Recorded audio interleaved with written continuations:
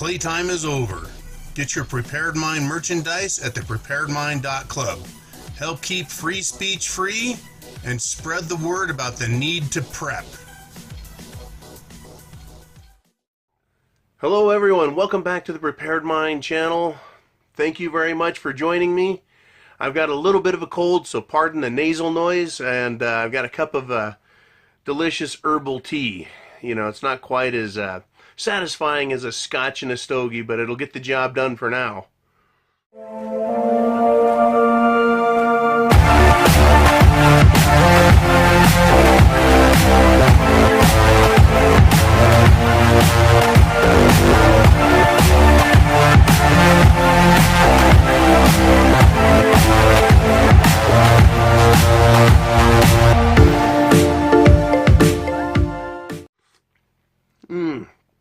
Yeah, I guess it will. Anyways, I like to talk about when the music stops. You know, this game of musical chairs. We're hearing a lot of commotion, a lot of noise, the music's playing, and everyone thinks that they've got a chance at that chair. You know, will it? Will the music stop and we all get chairs, or a few get chairs? And I've been thinking also about this concept of time out. But we'll get back to that in a few minutes. So let's look at something else. Do we really own anything? And I'm not talking about us as preppers. I'm talking about the world. You know, what do you really have? What is it that people have? You know, they have mortgages, they have car loans, they have jobs. They have retirement accounts, and they have condos on the other side of the planet. But what do they really own? What do they really have? You know, well, the condo on the other side of the planet, you don't really have except at those times when you're there. The mortgage is a bunch of debt. The job is a ball and chain. The concept of a retirement on Wall Street, all those stocks and bonds, that's a lie. What I'm kind of getting at is the entire charade of life right now. Because it's right now and not real life, it really is loud music playing. It's a cacophony. You don't really own anything. Nothing is really happening unless you've got it right in your hands and it's useful. And a mortgage isn't useful. It just, you know, it's not a real thing. It's just while this music is playing, while we're playing this musical chairs game, a mortgage is important. Your job can disappear in a matter of hours or minutes if we have a collapse. And by collapse, I mean the music stopping. You know, what can cause that? Right? If the music stops, that is, we have a coronal mass ejection, or the grid goes down, if there's a nuclear exchange of missiles, right, the music stops instantly, and you realize suddenly what it is that you really own. You realize suddenly what the value of what you own is. You know, today, let's kind of switch gears here. Today, the Dow Jones, it shot up like a rocket, up 220 points, almost 1%, cleared 26,000, and I was doing some math right there. I thought, well, if this keeps going at this rate, you know, the first 2 weeks of January, the Dow is going to finish at 49,000 in the year 2018. You know, can we sustain that? Is that real, or is that just really loud music? You know, so the Dow went up 220 and then it dropped 230. Finished 10 points negative. You know, what does that mean? You know, it means that it just goes to serve as an example of the unpredictability and the unreliability of the system we have. This musical system. The VIX is up, oil's down, gold is up. You know, Bitcoin is way down. There's no stability. There's no certainty. It used to be that when the stock market was based on a company's performance, Not just its cash reserves or its percentage of stocks it bought back, its ability to buy up other companies. It was, how solid is that company? What is the reality of that company? The number of people it employs, its sales. That was what a company meant. Now it's how many people are fighting and arguing and bidding to own it, and that's what drives the value up. That's what drove Bitcoin all the way right till it almost bumped $20,000 per share of air.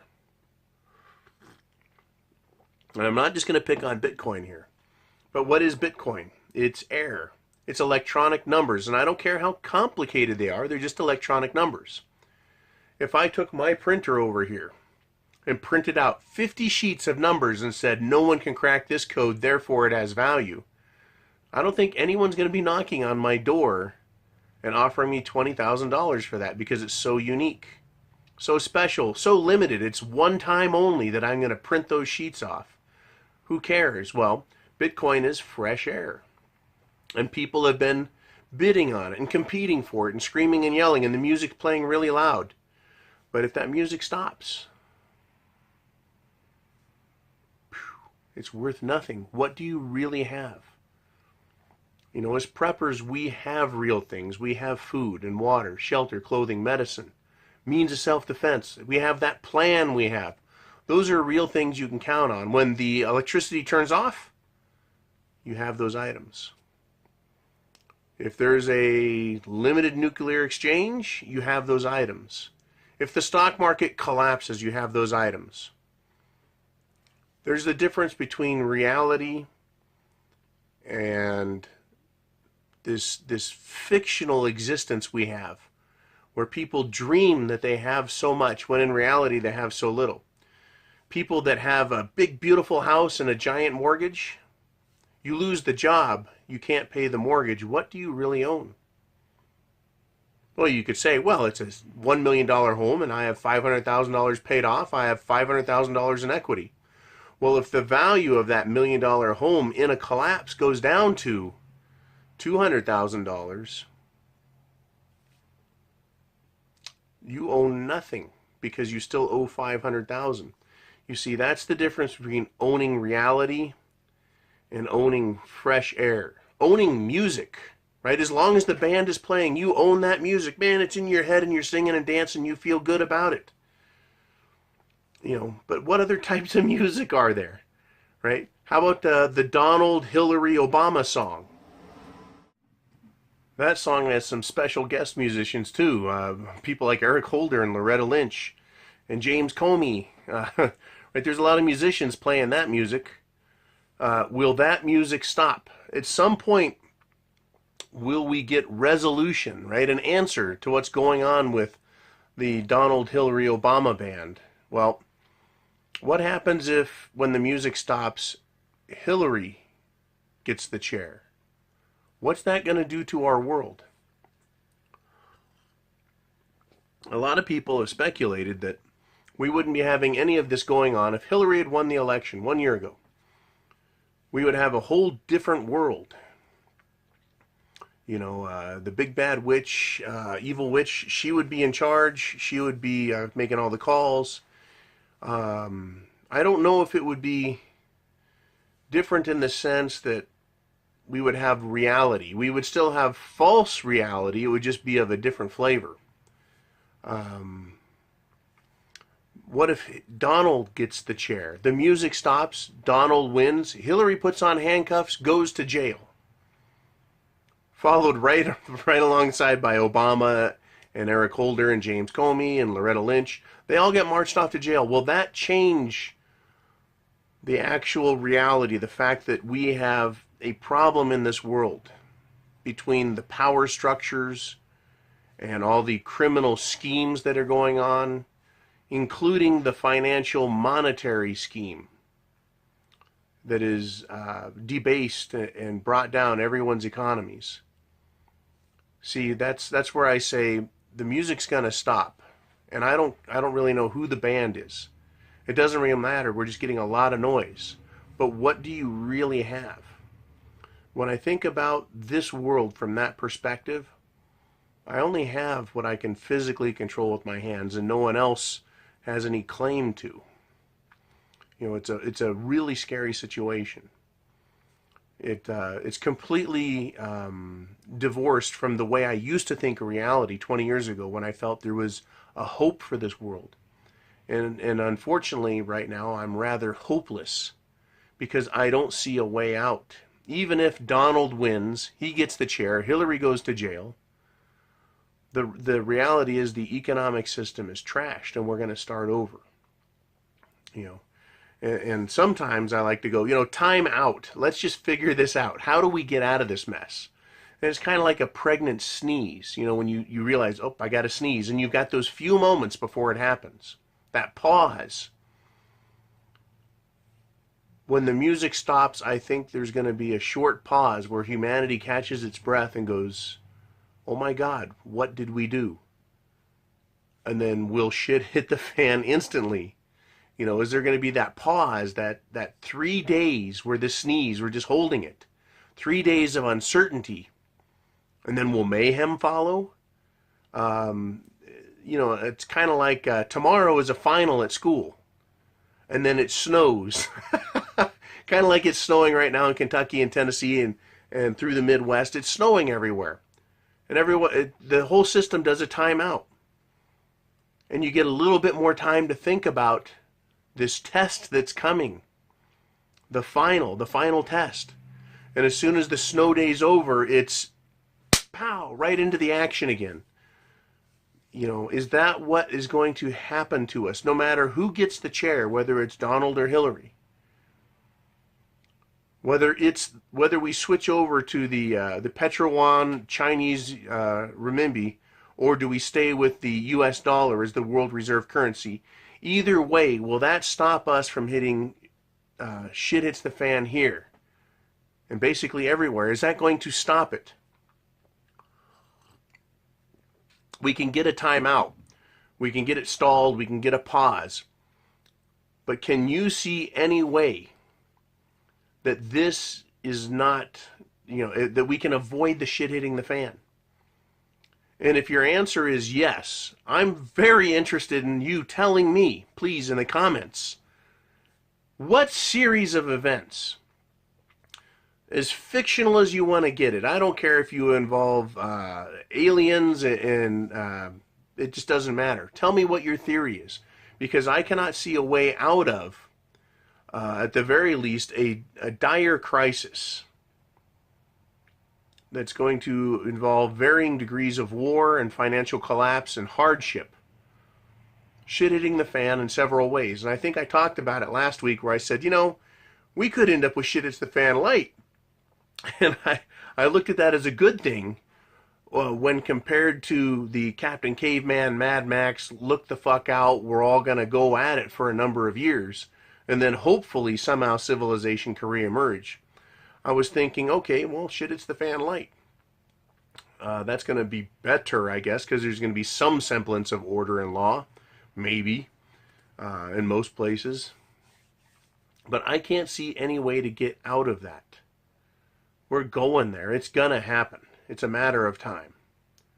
I keep consulting the books. I go back to my reference books. And I look at history. And I look at the events in history. The decisions nations were making. The decisions bankers were making. The attitude that people had. If you would, remember the Roaring Twenties. The Roaring Twenties. We came out of World War I, a great calamity, right? A great war. And there was a new banking system that was developed. The industrialization of the private sector, the civilian world happened. Prosperity was created. Money was created. New inventions like electricity and hot water makers and all sorts of appliances were coming out. It seemed like the dawn of the golden age. You know, and America was manufacturing goods, taking raw materials and adding value to it. Real wealth generation, real wealth creation, people with real meaningful jobs. And we still had the collapse of 1929. That's the point of all that I just went through, is even with all of those good things in order, they still fucked it all up, didn't they? And not just a little. It wasn't just the stock market collapse. It was the stock market collapse followed by the Great Depression, which happened concurrent to the rise of Adolf Hitler and the Nazis. And it concurrently rose with Stalin and the USSR, who killed millions more than Hitler did. I don't like the fact that Hitler gets all the credit for being the worst guy of all time. I think he had some close friends in Stalin and Chairman Mao. All right, so back to the thing. When the music stops, is there any way to keep the music playing, or does it have to stop? You know, when we get that time out, that pause before the sneeze, are you going to see and realize at that point how hopeless all of this was for everyone else? Because that's how I see it. I see it is a hopeless case. This is going to happen. And having cars and mortgages isn't going to matter a hill of beans, a squirt of piss, compared to that food that I have stacked up in the closet. Everything in this world right now isn't going to matter. I wouldn't waste an ounce of spit on it compared to that container full of antibiotics, which I know is going to save someone's life. You know, those books, the reference works that I have on how to do anything, the how-to books. How valuable will they become when there's no internet anymore? And people can't just whip it out on their phone and have the answer. It's all up here between your ears. That's what we're going to take with us. The plan, everything that you've acquired, the preps that you've stored up. That's going to be the real wealth of this world. Anyone can occupy any house anywhere, right? Anyone can do that, but if you don't have the ability, the plan, and the provisions to get you through, what good is all of it? And if there's enough government around, you don't get to own any of it anyways. The shit hits the fan light, everyone's going to lose everything anyways. We're going to go into a whole system reset. So I want to hear if you've got the plan, if you know how it can be spared, how we can all be spared, how it can be saved. I'd like to know how. What series of events will pull us out of war? Will correct the banking system?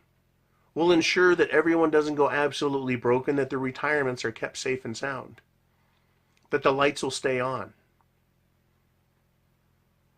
Right? I don't mean to use this video as a type of double reverse psychology fear porn mongering.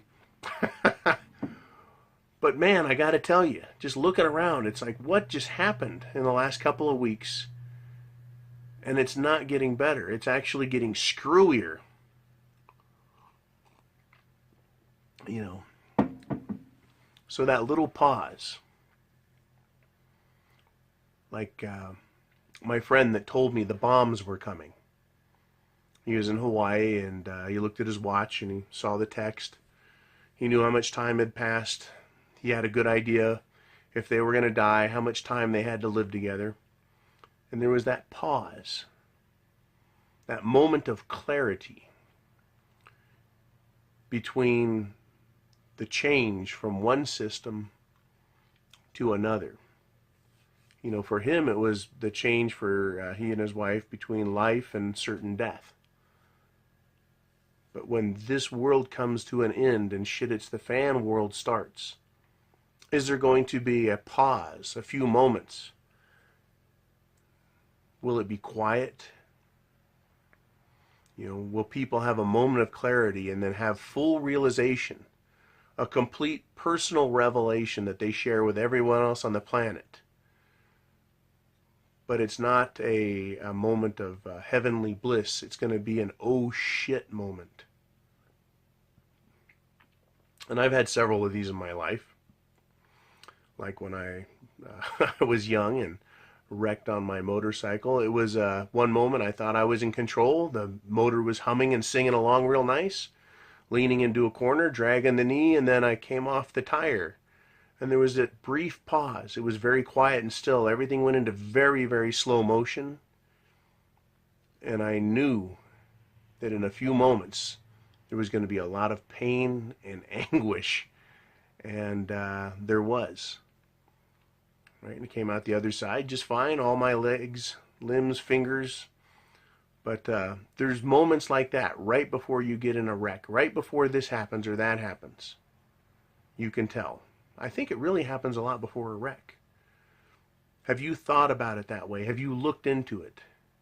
Or are you believing that there's some strange set of events, kind of like a crazy dot to dot, that if everything follows just one certain path, we can get out of this no problem?